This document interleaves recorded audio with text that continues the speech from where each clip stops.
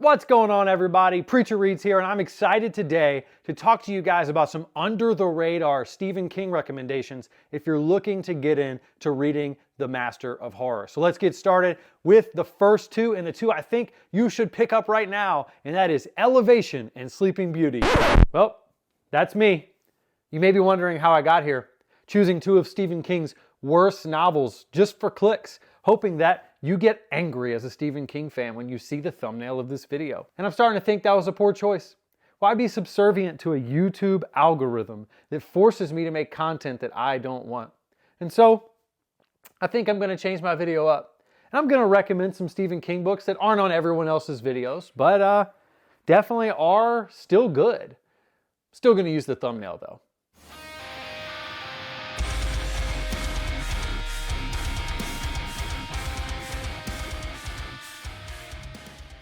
All right, let's dive right in. There are 1,000 videos on YouTube recommending where to start if you want to begin to read Stephen King. And so I'm going to do my best to pick some that I don't see on all those lists that are still fantastic reads. And we're going to break these up into categories depending on kind of where you want to start and what you want to get in your Stephen King journey. So let's begin with two that I think are very popular Stephen King books but are rarely on the list for where to start. And I would say you should start here if you love drama, if you love cinematic stories that are crafted to almost the big screen. And that's why both of these have adaptations that are fantastic. They are highly acclaimed stories with fantastic character work. The first we're going to talk about is The Green Mile. Welcome to Cold Mountain Penitentiary, home to the depression-worn men of E Block. Convicted killers all, each awaits his turn to walk the Green Mile, keeping a date with old Sparky, Cold Mountain's electric chair.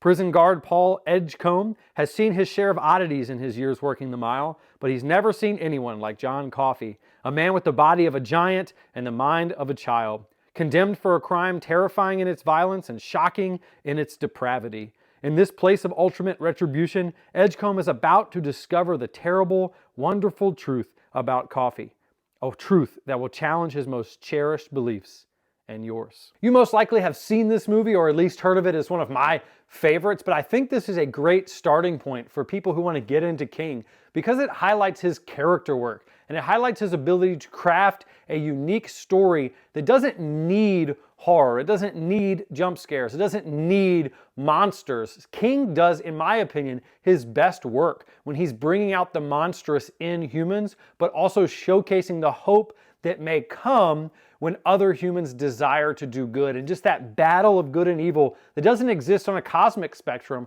but just exists in the hearts of men. And I think The Green Mile is a perfect example of that. And you're going to find it in a lot more of his work. But The Green Mile, in my opinion, is one of the best versions of what I think King is the best at. And so, if you've never read King, seriously consider reading The Green Mile. Next up, in the same vein of cinematic and a story that can really be put to screen and has been, I would say 11/22/63. Life can turn on a dime or stumble into the extraordinary as it does for Jake Epping, a high school English teacher in a Maine town. While grading essays by his GED students, Jake reads a gruesome, enthralling piece penned by janitor Harry Dunning. 50 years ago, Harry somehow survived his father's sledgehammer slaughter of his entire family, and Jake is blown away. But an even more bizarre secret comes to light when Jake's friend Al, owner of the local diner, enlists Jake to take over the mission that has become his obsession, to pervert the Kennedy assassination. How? By stepping through a portal in the diner's storeroom and into the era of Ike and Elvis, of big American cars, sock hops and cigarette smoke. Finding himself in warm-hearted Jolie, Texas, Jake begins a new life. But all turns in the road lead to a troubled loner named Lee Harvey Oswald. The course of history is about to be rewritten and become heart-stoppingly suspenseful. I would argue that 11/22/63 is Stephen King's best romance. It's his best dramatic story that involves some really intricate plot lines and some interesting world building within a grounded setting in a lot of times. It's got a historical fantasy feel to it in a lot of ways, but what really makes 11/22/63 shine above the rest for me is one that you should dive into early is the character work is fantastic. The love story is fantastic. And most importantly, the ending is perfect. You will hear from some people that King struggles with his endings occasionally. And while I can agree on some, 11/22/63 cannot be seen as one of those books. This is front to back an absolute masterpiece. And so if you are looking for something that feels like a drama you would watch on television, 11/22/63 is that, and it does a great job showcasing just what King is best at. All right, moving on to our next category, which is short stories. If you want to start to dive into something I think King is fantastic at, and that is short stories, there's a few places that I think you could start that are not on everyone else's lists. And we're going to start with 4 Past Midnight. Past midnight, something happens to time. That fragile concept we employ to order our sense of reality. It bends, stretches, turns back, or snaps. And sometimes reality snaps with it. And what happens to the wide-eyed observer when the window between reality and unreality shatters and the glass begins to fly? These 4 chilling novellas, a feast fit for King's fans old and new, provide some shocking answers. Now, 4 Past Midnight is 4 novellas, but they read very quickly, and I would argue read more like short stories, and they are fantastic, but they are a little darker. And so I would say if you're trying to get into King's dark side but don't want to dive in to a 1,000-page novel, don't want to dive into something as big as The Stand or It, I would start with something like 4 Past Midnight. For me, The Langoliers is the weirdest, and Secret Window, Secret Garden is such a cool descent into madness. Next up with our short story collections, we're going to stay dark, and we're going to talk about Full Dark, No Stars. I believe there's another man inside every man. A stranger, writes Wilfred Leland James in the early pages of the riveting confession that makes up 1922, the first in this pitch-black quartet of mesmerizing tales from Stephen King. For James, that stranger is awakened when his wife Arlette proposes selling off the family homestead and moving to Omaha, setting in motion a gruesome train of murder and madness. Full Dark, No Stars was actually the first short story collection by King that I read, and I'm telling you, it's him at his best and his darkest. You should totally check it out. You should grab it. I believe that most of the stories are top tier King. It's a little newer, and so some people don't recommend it because they tend to trend towards his older stuff, but I think this is peak short story King at his darkest. All right, so what if we want to stay short, but we want novels? I have you 2 examples here of what I think are great entry points for Stephen King that are on the shorter side, but are full novels. And so let's get started. First, we're going to talk about one that is highly underrated, and that is The Girl Who Loved Tom Gordon. The world had teeth, and it could bite you with them anytime it wanted. Tricia McFarlane discovered this when she was 9 years old. At 10 o'clock on a morning in early June, she was sitting in the back seat of her mother's Dodge Caravan, wearing her blue Red Sox batting practice jersey, the one with 36 Gordon on the back, and playing with Mona, her doll.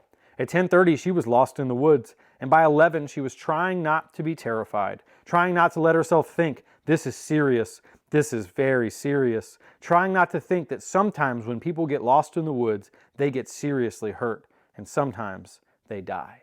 The Girl Who Loved Tom Gordon is short and sweet, and it highlights how Stephen King can bring horror into a story by really accurately portraying the thoughts of a young person. We're following a very young girl in this story, and it feels like a young girl, and it feels like what a young girl would be afraid of, how she would approach and think about the fear that is settling into her as she realizes that she is in trouble. It's also got some cool baseball references. If you like baseball, King really pushes through that because it's something that he loves, and I really thought that the ending was nailed in a really cool and unique way. And so if you're looking for something short and sweet, especially something that involves coming of age or children, and you want to see how King handles that in a horror setting that's actually terrifying, start with The Girl Who Loved Tom Gordon. Next up, we have another underrated gem that's on the newer side and on the shorter side, and it's one that I absolutely loved, and that is Joyland. College student Devin Jones took the summer job at Joyland, hoping to forget the girl who broke his heart. But he wound up facing something far more terrible, the legacy of a vicious murder, the fate of a dying child, and dark truths about life and what comes after that would change his world forever. A riveting story about love and loss, about growing up and growing old, and about those who don't get to do either because death comes for them before their time. Joyland is Stephen King at the peak of his storytelling powers, with the emotional impact of masterpieces such as The Green Mile and Shawshank Redemption. Joyland is at once a mystery, a horror story, and a bittersweet coming-of-age novel, one that will leave even the most hard-boiled reader profoundly moved. I think the back cover of this one is spot on. This is a great blend of mystery, horror, and coming of age. It really highlights how King accomplishes all three of those things at once in many of his works. And so this is a great entry point if you're now looking to read a 1,000-page chunker, especially if you want to see how King handles more of a mystery than a straight horror novel, but also his coming of age is so well done. There's another beautiful love story in this one, especially some tragic circumstances in this one as well that I think King handles so well. This one might make you cry, it might make you laugh, and I think you're gonna like it. And it isn't 1,000 pages. It's not a huge book that you have to consume. It's a quick and easy read, and I think it's one of his best. All right, let's finish up with my favorite segment, which is what if you want to start Stephen King and you just want to get weird? What if you want to dive in and just see what is the stuff that King can come up with that is going to just make me fall in love with his weirdness? If you want weird, I've got some things for you. Now, most people are going to give you insomnia when they give you his weirdest books, but I've got three that I think are just as weird that you should check out. First up, we've got Needful Thing. A wonderful new store has opened in the little town of Castle Rock, Maine. Whatever your heart's secret desire, sexual pleasure, wealth, power, or even more precious things, it's for sale. And even though every item has a nerve-shattering price, the owner is always ready to make a bargain. In this chilling novel by one of the most potent imaginations of our time, evil is on a shopping spree and out to scare you witless. I don't want to give away any more than the cover already has for Needless Things, but I gotta say, it is weird. It is spine-tingling, and it is King at his best trying to create something that is like nothing else. And I think that's something that many King fans love and adore and find in his work, that he's willing to go to places other people won't in terms of his imagination. And I think Needless Things is a dark venturing into that imagination. You should check it out, especially if you're okay with a little bit of a bigger one, a little bit of a slower burn with an awesome antagonist. All right, another one that I read pretty early into my King journey that I love that is not talked about enough, especially when it comes to weird books, is The Regulators. It's a summer afternoon in Wentworth, Ohio, and on Poplar Street, everything's normal. The paperboy is making his rounds, the Carver kids are bickering at the corner convenience store, a frisbee is flying on the Reed's lawn. Gary Soderson is firing up the backyard barbecue. The only thing that doesn't quite fit is the red van idling just up the hill. Soon it will begin to roll and the killing will begin. A quiet slice of American suburbia is about to turn to toast. The mayhem rages around a seemingly still point. A darkened house lit fitfully from within by a flickering television screen. Inside, where things haven't been normal for a long time, are Audrey Weiler and the autistic nephew she cares for, 8-year-old Seth Guerin. They're fighting their own battle, and its intensity has turned 247 Poplar Street into a prison house. By the time night falls on Poplar Street, the surviving residents will find themselves in another world, one where anything, no matter how terrible, is possible. Now, The Regulators is as weird as it can get, and a really interesting concept that I don't want to spoil more than the cover has spoiled, but if you are wanting to see just how Stephen King can take some interesting concepts that may be found in other horror novels and then twist him in his own way, man, The Regulators is cool. Now, The Regulators is not perfect. The Regulators has some issues in terms of how the writing and the pacing is presented, but I think it's worth it because of just how interesting and cool it is. Part of the excitement of reading Stephen King is going along the journey of just the weirdness that he found, especially when he was in his drug days. And The Regulators is a perfect example of the weirdness of Stephen King. So if you're saying, I want to read weird, I want to dive in and see how wacky it can get, this is a great option. You should check out The Regulators. And last up on the list of books you should check out if you want to start reading Stephen King, if you want weird, if you want wild, if you want imagination beyond belief, something that people didn't like because it had too much weird, I'm going to recommend the Tommyknockers. Something was happening in Bobby Anderson's idyllic small town of Haven, Maine. Something that gave every man, woman, and child in town powers far beyond ordinary mortals. Something that turned the town into a death trap for all outsiders. Something that came from a metal object buried for millennia that Bobby stumbled across. It wasn't that Bobby and the other good folks of Haven had sold their souls to reap the rewards of the most deadly evil this side of hell. It was more like a diabolical takeover, an invasion of body and soul and mind.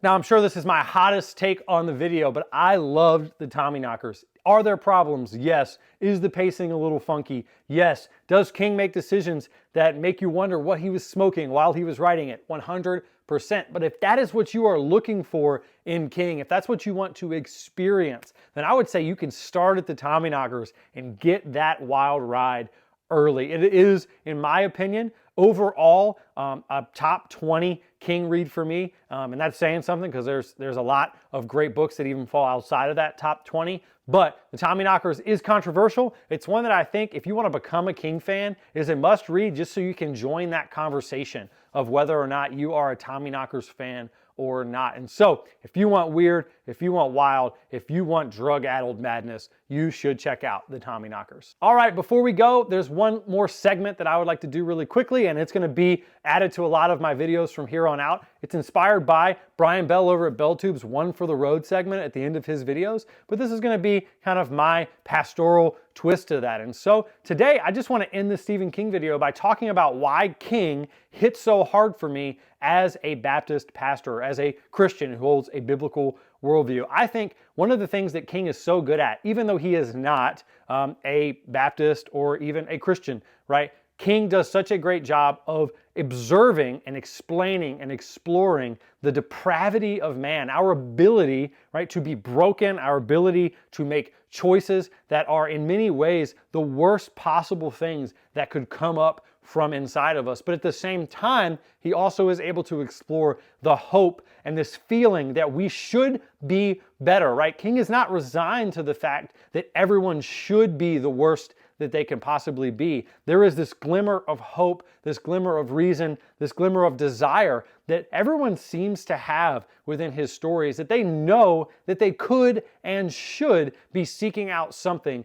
that is greater than their circumstances, greater than the things that lie deep within them that are dark and are broken. And in many ways, that is a biblical worldview, right? That we are called by God to bear his image and to live in a way that reflects who God is, and God is love. And we are called to be that, but we are broken and we live in a broken world. And so we waffle back and forth between a desire to do the things that we were made for, but oftentimes we are seemingly unable to do those things. And so I find it very interesting that many of these biblical themes are found within King's work, and he so well engages with this concept. In The Green Mile and The Stand, for example, you find this concept done so well, and in my opinion, biblically. So hopefully you enjoyed that, and those are going to be at the end of some of my videos. Feel free to skip by them if you're not interested in that. Thank you guys so much for spending time with me today. If you would like to support me